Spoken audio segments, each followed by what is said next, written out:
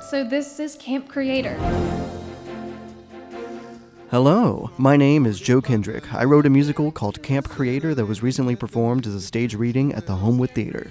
Today, we'll be interviewing Lexi Bresnan from the Homewood Theater, who will tell us a little bit about the venue and her role in helping put on Camp Creator. My name is Lexi Bresnan. I am the education director at Homewood Theater. So kind of my title is that I work with anybody 18 and under. We have classes, camps, productions for K through 12th grade students, as well as some beginner camps for 3 to 5-year-olds. But because we are a small community theater, although my role is education director, I also take on several different things throughout the theater, as well as other extra activities just whenever I can, and direct shows and do whatever I can to make the community theater thrive. This is our most recent permanent space. For a while, we were the Dance Foundation, and we would rehearse in our executive director's garage and then move things over to the Dance Foundation. Although not ideal, we did have some really great space there. Then we moved into the Brookwood Mall while it was still thriving and had a really nice permanent space there. But then the pandemic happened and the mall kind of fell apart. So then we moved here. We're in the Soho area in downtown Homewood. And this is our most recent spot and kind of where we foresee ourselves for the next at least few years. And it's a smaller kind of almost black box style theater, you would say, even though it's not all black.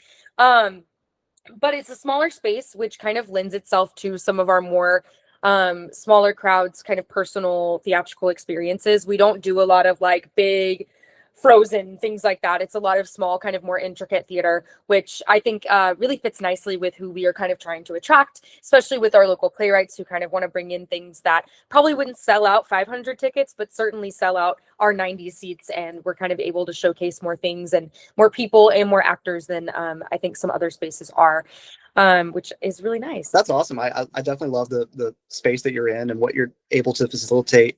I'd love to talk a little bit more about how the Camp Creator project, of course, came across your radar and how we started organizing and preparing for that. Yeah, I guess for me, it was really random. I was doing my little doom scroll that I do at night with my TikTok. And I was laying there and your page came across, and it was, I don't remember what specific video, but it was about Camp Creator. You were asking if people wanted to listen to it and wanted to see the video that you had made about it. For the past couple of months, I've been hard at work writing and rewriting a stage musical called Camp Creator. And I was like, well, I like new things. And I do youth theater, of course. So I'm always looking for new outlets because, you know, as much as I love Shrek Jr., there's only so many times you can do that before you're like, please provide me a new musical somewhere. And so I reached out and I was like, I would love to hear it. So reach out to me if you're interested in listening to demos of the musical and providing feedback. I'd love your thoughts. So you sent me the link for it and I listened, and I think like any new play, I think anything can always benefit from just a live reading with actors who are in the space together, reacting to each other, and even better if you can get an audience in there to kind of interact to your things.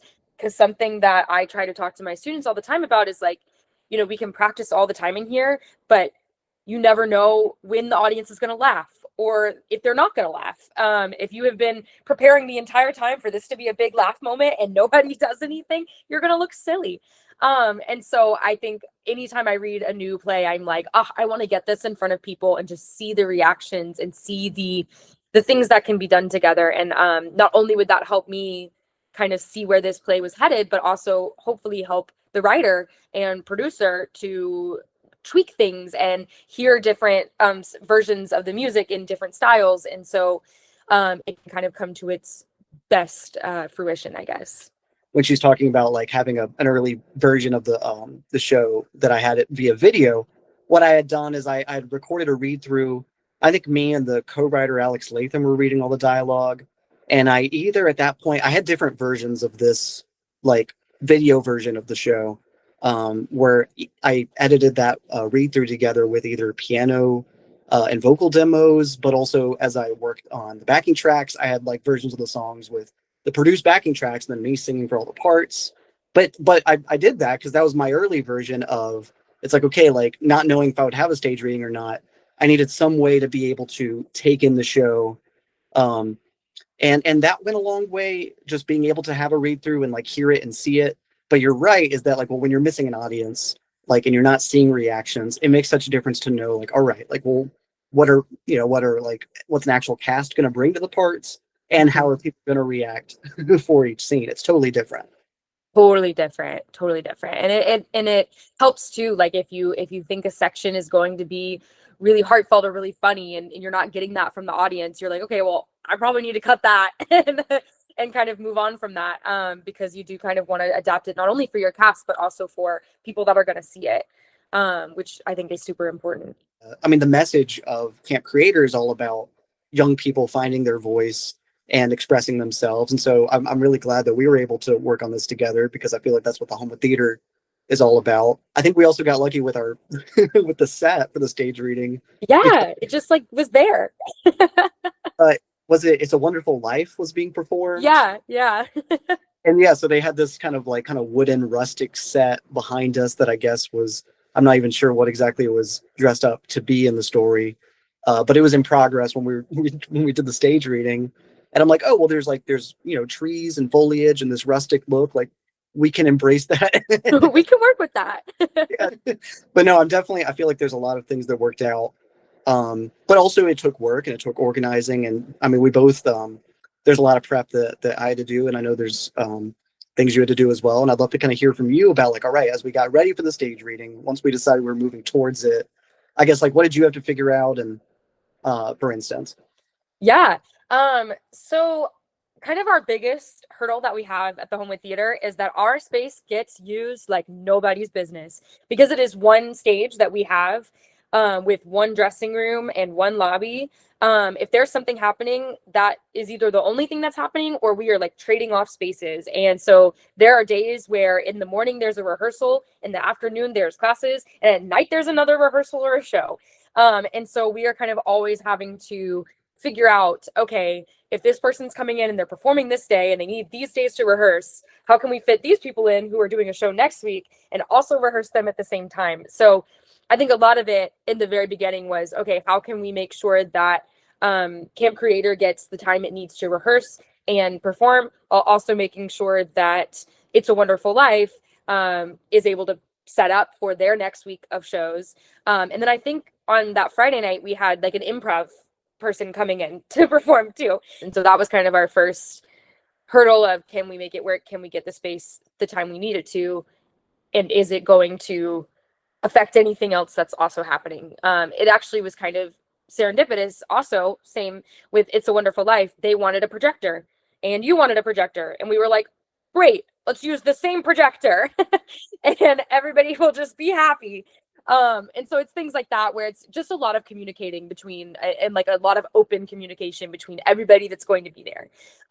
Then my next kind of hurdle was, okay, if we are going to have microphones and all of this, we need somebody to run tech. I'm very lucky in that my fiance is a technical director. So I just went home and asked, which was also really nice. And another kind of thing that I think makes our space and our community theater very nice is that we kind of have collected a really wonderful group of people that are very dedicated to what they do. And we're kind of able to be like, hey, this thing is happening. Can you jump on ship and kind of help us out with this? Then I think kind of our next thing was, who's going to be in it? Obviously, myself, and then another one of our workers here at Homewood Theater, Mason Elizabeth. We've known Joe for so long, so we were like, we'll be in it. Like, we like to sing. But then I think we were kind of like, okay, do we want to bring in some local talent? Can we find some local people? Again, we are very blessed with, I think with Samford right down the road, as well as UAB, and with a lot of local actors. And I mean, we have so much theater here, but there's still not enough. You know, there are actors that constantly want to be doing things that aren't casted in things just because there's just too much. And I think we were able to kind of collect a really great group of people who were in between things, or were also doing other things that rehearsed at different times. And they're like, we'd like to sing. I want to do something. And I think that's a really wonderful thing, that we're just able to be like, hey, we're doing this thing. Come on. And people do. It goes to show how much people want to be involved and want to do art. But after that, it was just like, okay, like let's bring everything together and put it all in the space. I mean, for me as well, with the stage reading, putting together and finding the group, because I mean, obviously we go as far back as middle school, and Mason and I think went to elementary school together, so it keeps going further back. But even Kirk, who was involved as well, we were in the Birmingham Boys Choir together. Yeah. JL also was in show choir, and we competed, and we're at plenty of the same competitions together. So there's all these connections going back, very far. I mean, and of course I grew up, I mean, I did a similar story. I grew up in Alabama, but moved to Nashville.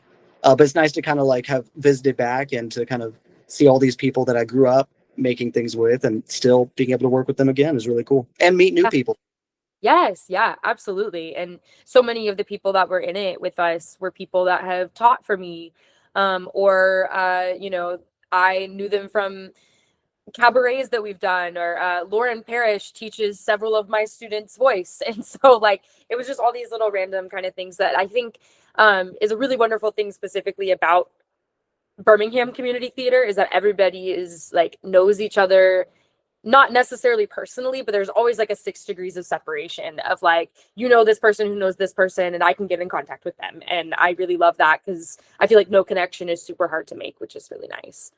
People showed up prepared and ready to work. I mean, we had 4 days of rehearsal, which for me that's a pretty tight turnaround. And like, I've done shows as a pianist with less, but man, like to do a whole show and to feel comfortable with vocal entrances and things. And I was just impressed that I felt like we had a really good group that made it work and showed up and were serious about it.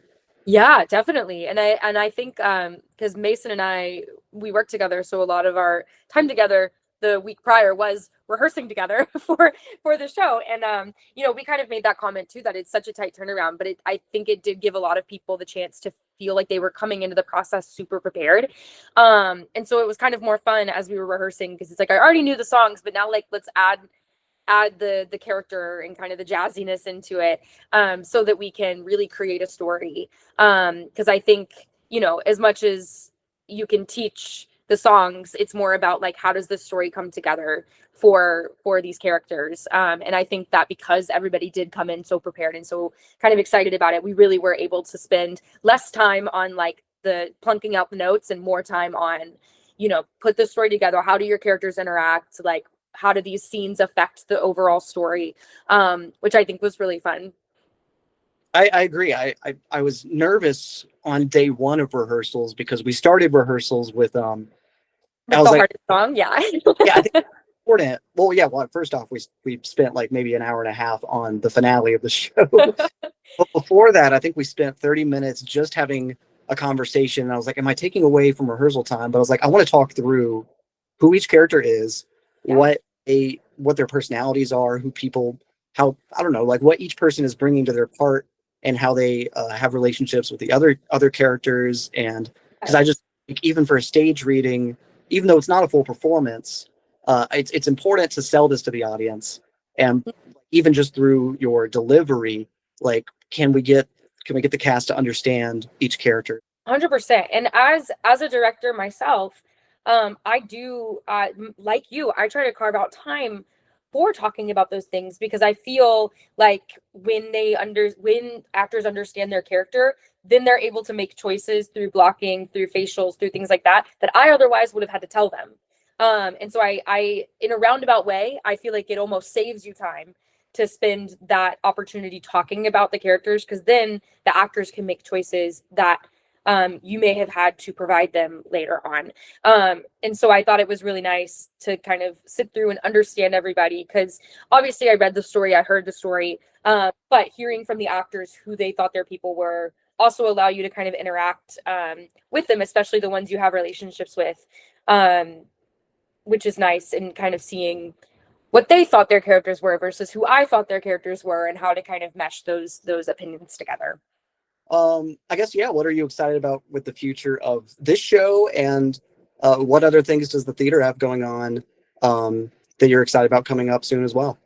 Yeah, I'm super excited about this show. I think, especially with the group of students that I teach, and kind of what I try to foster with my students, is a lot of this work on characters. And I think, I keep harping on Shrek Jr., but I'll keep doing it. There's only so much you can learn from playing a character that has been so overdone. And I think it's important to me to bring characters to my students who really want to delve into what acting is and what they can be, to bring in new content for them to get to be a part of.